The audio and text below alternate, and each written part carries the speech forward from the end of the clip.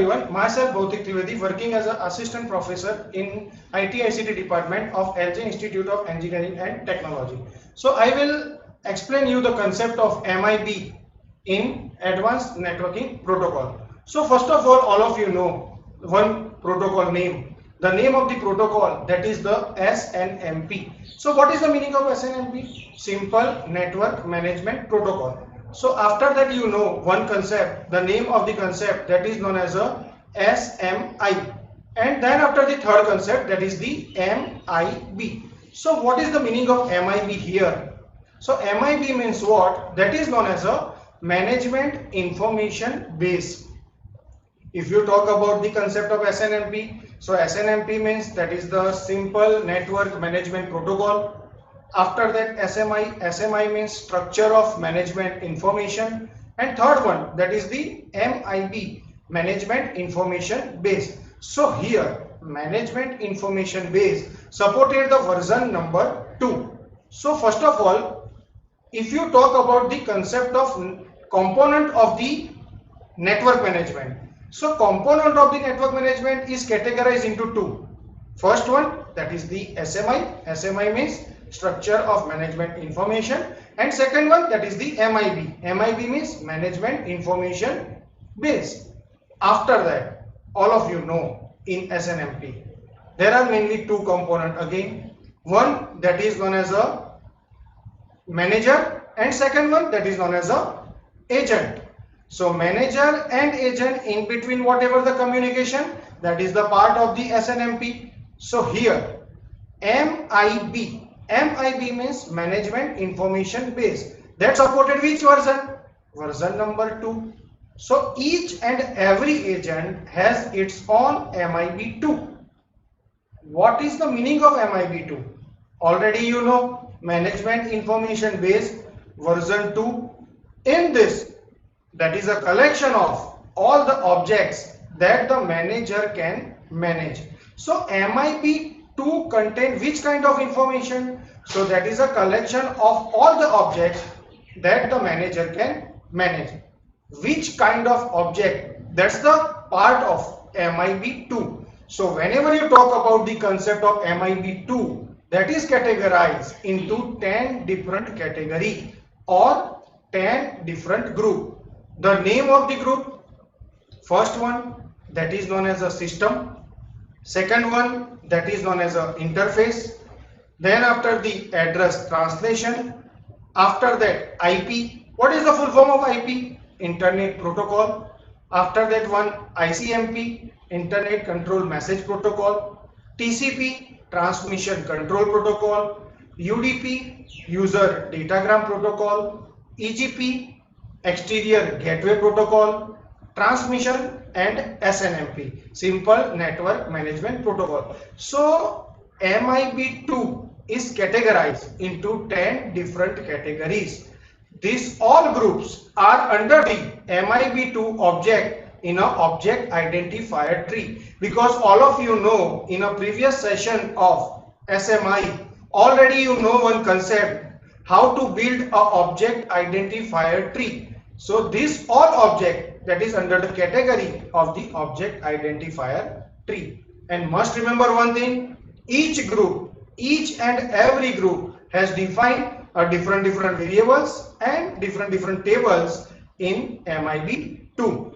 After that, the most important thing, how I design or how I create the concept of MIB2. So here you just see one proper example of that. Already you know, if you start with the 1.3.6.1.2.1, so that is the starting range of the SNMP. So here, then after that is categorized into 12 category. So first one already you know, that is the SYS, that is the system. Second one, third one, fourth one, that is the IP. Fifth one, that is the ICMP. Sixth one, that is the TCP. Seventh one, that is the UDP. Eighth one, that is the EGP. Then after the 11th, that is the transmission. 12th, that is the SNMP. So these all are the values for this particular object. means how I identify the object in an object identifier tree. So that's the technique to identify this particular object in a MIB2. After that, the most important thing, one example here. So first of all, you just see the diagram. If you talk about the concept of UDP group, so here I take one example for the UDP protocol. If I talk about the UDP protocol, so UDP protocol under the category 7. But in this UDP protocol, again the different operation, that is the part of the UDP group. Here you just see one example. So if you talk about the UDP in datagram, so that is under the category number 1. If you talk about the number of ports, that is under the category number 2. If you talk about the input errors, so that is under the category of 3. If you talk about the output datagrams, so that is under category of 4. So here I directly divide the UDP group into different categories. First category, that is related to the input datagrams. Second category, that is related to the number of ports. Third category, that is the input errors. Fourth category, that is the output datagrams. And fifth one, that is known as a UDP tables. So UDP table is again divided into different types. Here you just see in this particular diagram. So UDP tables is divided into different categories. So UDP tables is divided into UDP entry. So that is one. Then after each and every UDP entry, that supported the 2 entry. One, that is for the local IP address, and second one, that is the local port. Must remember one thing here, in local address means IP address and local port means port number. So whenever you talk about the concept of UDP group, so must remember one thing, UDP always start with which object identifier tree. So that is 1.3.6.1.2.1.7, and then after it again categorized into different categories. Category number 1, input datagrams. Category number 2, number of ports. Category number 3, input errors. Category number 4, output datagrams. Category number 5, tables. And table is divided into different entry, and each and every entry is again divided into 2 types. One, that is known as a IP address. Second one, that is known as a port number. After that, this is the technique. This is the variables and tables. How I manage the variable, how I manage the table in UDP with using the concept of MIB2. So that's the representation of that. So here you just see the different representation. Up to this, all of you know the concept of UDP and the group of UDP. If I directly ask the question, how many categories of the UDP group? The answer, that is 5. First one, that is the UDP in datagram. So here you just see in this particular diagram UDP 1, 2, 3 and 4. And UDP 1 means category number 1 start with this, start with the UDP in datagrams. How I represent this thing? So 1.3.6.1.2.1.7 up to this, that is related to UDP, and dot 1 means what? That is the category number 1 of the UDP group. So that's why here I represent the 1 and this. After that, UDP number ports. So second one, that is the UDP number port. What's the representation style of that? 1.3.6.1.2.1.7.2. What's about the input errors? That's 3. What about the output datagrams? That's 4. And after that, all of you know, if I talk about the UDP table, so UDP table is again divided into a different type. What's the object identifier for the UDP table? So that's the 1.3.6.1.2.1.7.5. And after that, UDP table is divided into the different entry. And each and every entry, again that supported the 2 types.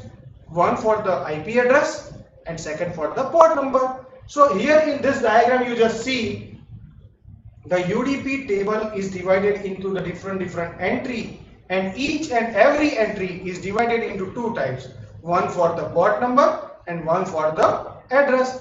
So here you just see 1.3.6.1.2.1.7.5.1, and after that this all related to the IP address, and .2 that all related to the port number. So this is the diagram for the representation of UDP variables and UDP tables. So up to this you know the three diagram for the UDP. One, that is the UDP group, second one, that is the UDP variables, and third one, that is the UDP tables. After that, how I identify the indexes for UDP tables, how I identify the indexes for UDP tables. So here you just see, if you talk about the UDP table, so UDP table is divided into two parts. First one, that is the UDP entry, and UDP entry is divided into again two parts. One, that is the IP address, and second one, that is the port number. So here you just see in this particular diagram 1.3.6.1.2.1.7.5.1, up to this all of you know that is related to the UDP. And then after 1 and 2, 1 means what? Related to IP address, and 2 means what? Related to port number. So here 181.23.45. This, that is refers to 4 that related to IP address. Here you just see in this diagram. So first 4, 227.2.45.18, that related to IP address, and whatever the last one, 180, that is known as a port number of that. So must remember one thing, if you talk about the UDP tables, so that is divided into two parts. Here I directly demonstrate one example also. First 4 that related to IP address, and last one that related to port number. So in this particular figure you just see there are mainly four port number here. First one in first diagram, first one that is the 23, second one that is the 161, third one that is the 180, and fourth one that is the 212. So that is the port number of the UDP tables, and left hand side in this particular diagram these all are the IP addresses for the particular UDP. After that, this is known as a lexicographic ordering of this particular UDP tables, because all of you know up to this you know the concept of UDP group, you know the concept of UDP table, you know the concept of UDP entry, you know the concept of UDP address, you know the concept of UDP port number. So this is the lexicographic ordering of this particular thing. First of all, whenever you creating a one UDP table, first of all you directly assigning the object identifier of that. After assigning the object identifier, you go for the UDP table identifier. After UDP table identifier, then after you go for all IP addresses, all addresses of that. And after assigning the different addresses of that, then after you go for the lexicographic ordering, means you directly assigning the different port of that. So this is all about the concept of MIB2. Must remember one thing in MIB2, first of all introduction about the MIB2, then after how many types of different object, that's the part of the MIB2, then after the concept how you design the MIB2, then after you know the concept of different UDP group. After creating UDP group, then after you creating the UDP table. In UDP table you you directly creating a different UDP entry. After creating a UDP entry, then after you assigning a IP address and port number for each and every UDP entry. So that's all about the today's session. Thank you for watching.